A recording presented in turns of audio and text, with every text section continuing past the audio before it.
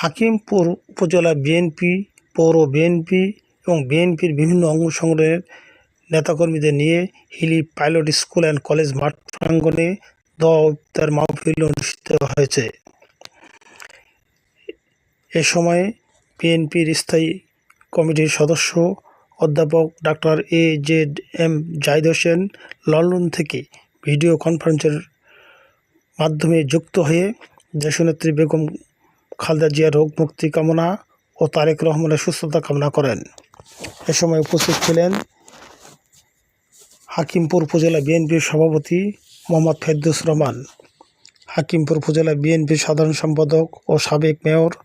সাখাওয়াত হোসেন শিল্পী, উপজেলা বিএনপির সিনিয়র সহসভাপতি মোহাম্মদ শাহীন মণ্ডল, উপজেলা বিএনপির যুগ্ম সাধারণ সম্পাদক এইচ.এম রেজা বিপুল, পৌর বিএনপির সভাপতি মোহাম্মদ ফরিদ খান, পৌর